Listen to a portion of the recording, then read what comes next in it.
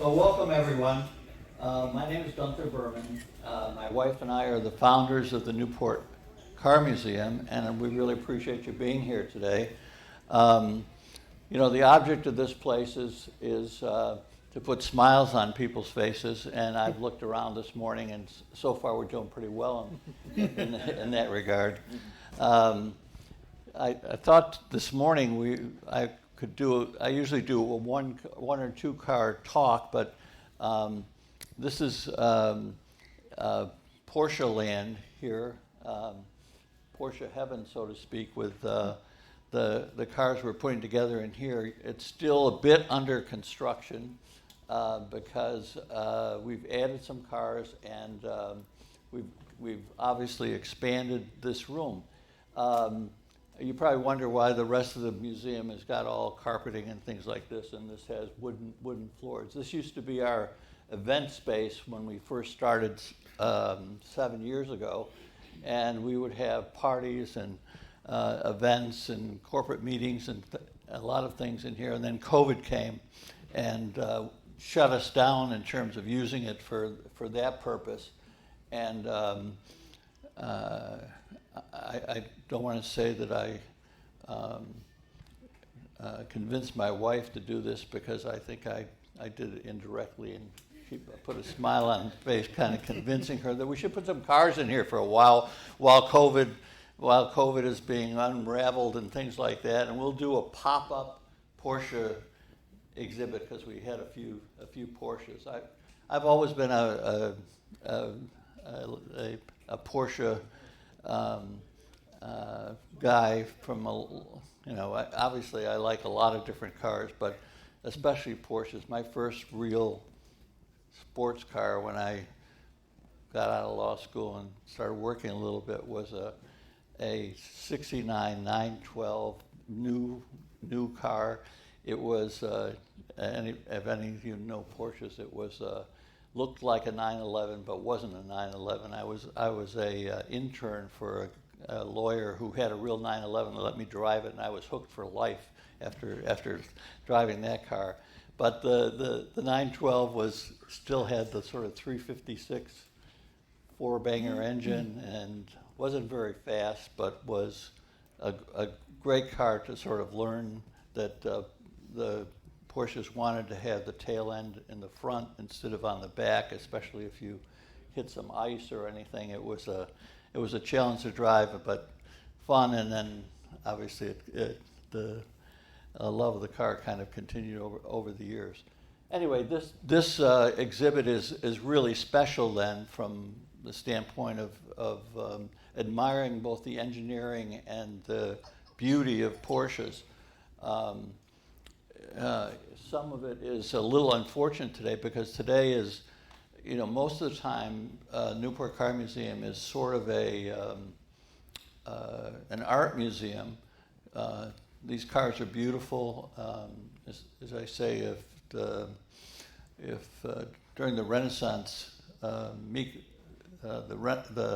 Medicis sponsored Michelangelo to do all his wonderful works of art, Venus de Milo and the Sistine Chapel and all that. After the Second World War, there were no de Medicis. The only people who had a lot of money were the car companies, and they hired all these wonderful sculptors and artists and stylists to do these cars. And if you look behind you, all those Finn cars are a product of not only that age with the rockets and things, but also the styling that came from some really true artists. And then it sort of continued to today, where I think most of the cars in the museum are really works of art. And so usually it's a much more of a art museum than a car museum. Today, though, it's a gearhead museum, because the hoods are up and you can look at the engines and things, and hopefully you enjoy that. The engines are as interesting, I think, as the cars themselves. So Porsches. This exhibit, we try to have a good smattering of not only some Porsche history, but also the latest performance stuff that's coming out of Porsche.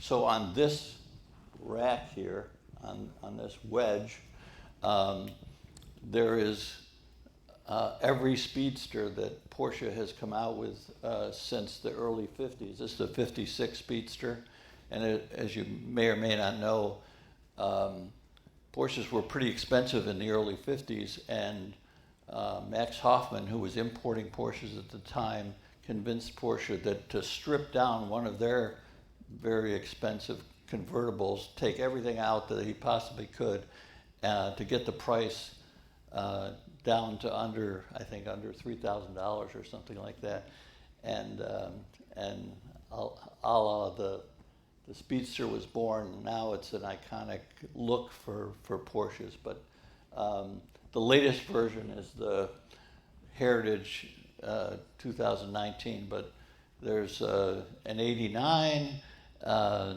93, 11, and 19. So these are all Speedsters.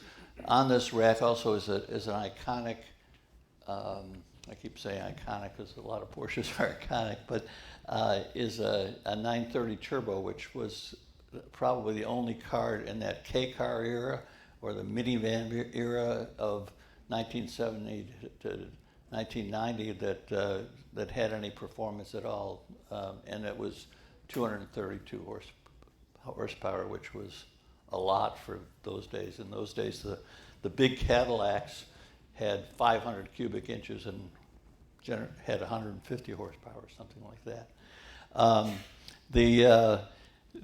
The performance aspect of this is pretty interesting because Porsche's first supercar was probably the 959 that we have that's in the back there. It was all-wheel drive,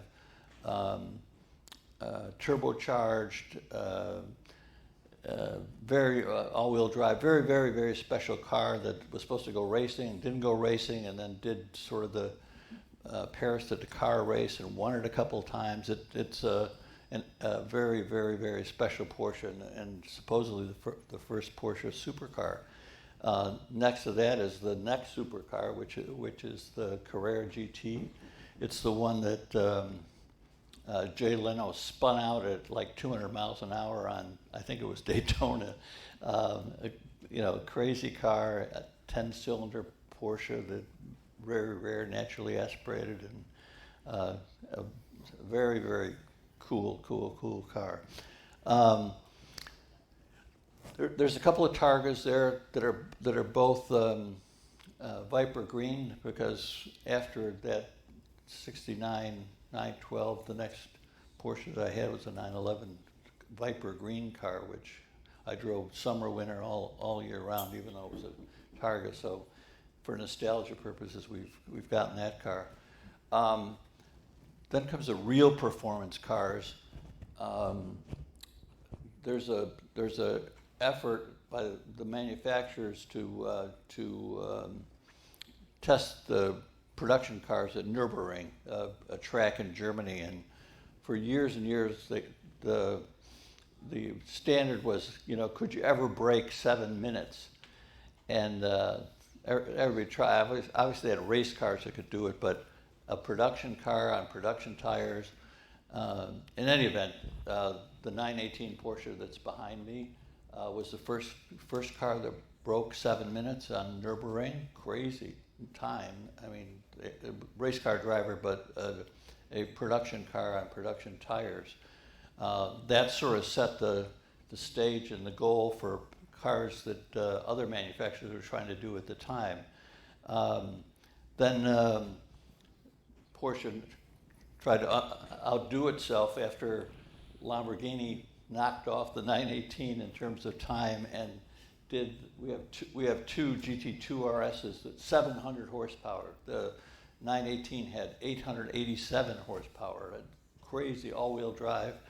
But they built the 700 horsepower 911, the most powerful 911 that road-going 911 that was ever built, and that broke the 918 record. And then, if we should take the cover off this thing. This is the latest version. We really try to keep the museum as modern as we possibly can with a whole bunch of new things that are of interest to people of every age. And this is really cool, I think. Yeah. I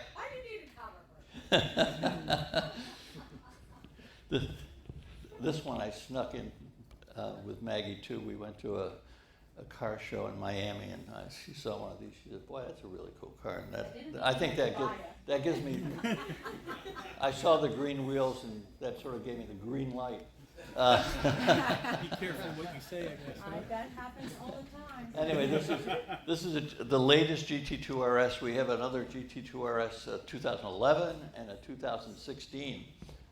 Very, very special cars that were sort of road cars that you could take on the track. I've driven this thing. It's the opposite. This is a track car that you can take on the road. So after all those powerful cars, the GT2 and the 918 that broke the Nürburgring record of going sub 7 minutes, this one at 200 less horsepower, 518, went faster than both of them. And you go, how could that happen? I mean, it's all horsepower, right? Well, this has aero, and it's like 2,500 foot-pounds of downforce. So going through corners, etc., it's like it's on rails. And without the horsepower, it still is faster than the 700 horsepower GT2 and an 887 horsepower all-wheel drive 918. So it's a very, very special car, kind of sexy too, I think, with green wheels and stuff. So that's sort of where we are with this. As I say, we've expanded it. I mean, the whole museum is kind of a labor of love for us, and as I constantly say, that tries to put a smile on people's faces. And How about this part? I have a question. oh, yeah, I'm about to get to that. Oh, good. The smile on my face was when I was in Florida and I went to this place and they had this car, which is a 917 from the early 70s. It was a race car that just dominated. I don't know if you've ever seen the movie Le Mans, but everybody thinks that this was the car that won Le Mans. It didn't. There was a red one, and then there was a Martini Rossi car, but this was the one that was in the movie. And in January, the real car that Steve McQueen owned when he made the movie is going to be auctioned off at Kissimmee, the Mecum auction. And I sort of predict that it's going to go somewhere between $15 and $20 million. This car was sort of a reproduction of the car done in South Africa.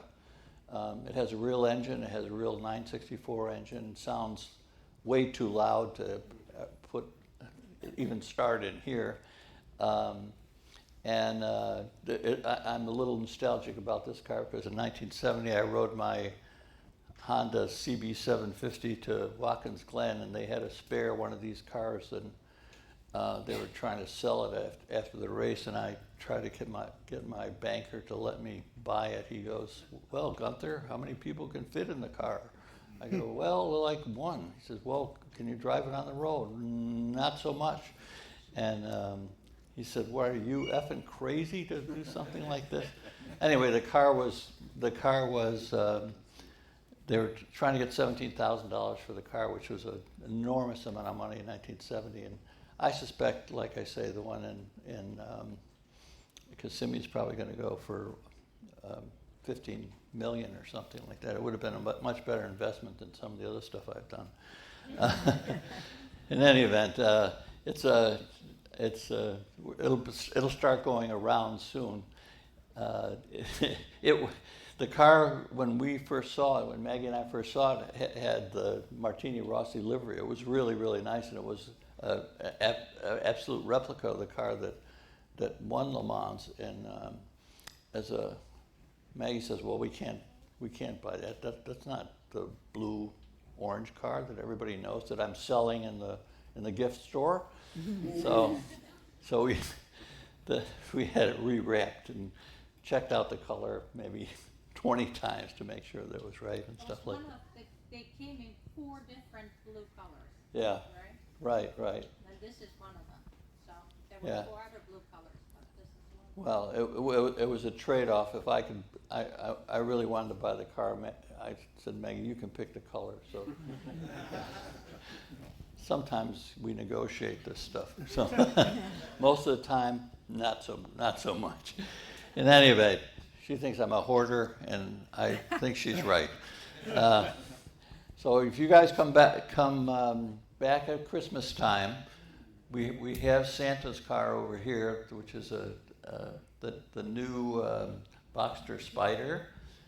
It's got a red interior, green outside, no reindeer pulling it, but it's a exciting car for Santa. That's our little Porsche stuff here. I'm sure I left a bunch of stuff out, but do you have a question? Yeah, my question is, I grew up saying the word Porsche. About 8-10 years ago, I got corrected and said it's now Porsche. Did the company officially change the pronunciation from Porsche to Porsche? Because I even see commercial that says Porsche. I think the name was Porsche. It was Ferdinand Porsche, not Ferdinand Porsche. And I think so many Americans call it a Porsche that, for marketing purposes, I think they changed the name. I could be wrong, but the same even thing. Even the commercial now saying Porsche. Right. Am I saying it incorrectly? No, I grew up saying Porsche. Well, I think the marketing people changed it because everybody else called it Porsche. It's always a Porsche. Yeah, But it's it's a always a Porsche. It's a Porsche to me. Right. I'm a, In Europe, is Porsche in Yeah, Europe also? yeah. Also, it's an American thing. Yeah. Okay. maybe because I'm German. I don't know. Okay, because I got corrected a couple of times. I said maybe I'm wrong. I just want to know if it was officially changed. No, I don't think the name has changed. I think the marketing people are now using that. I could be wrong. Any other questions? Well, thank you all for coming. Keep those smiles on your faces, please. And my wife says make sure you make a quick stop in the gift store. And it's wonderful to have you. And we really appreciate all the visitors we have. As you can see, walking in, we're one of the 10% of the best attractions in the world. I don't know how we got that, but it's nice to have. So I'm glad you're here. Thank you so much for coming. Thank you. Thank you. Thank you.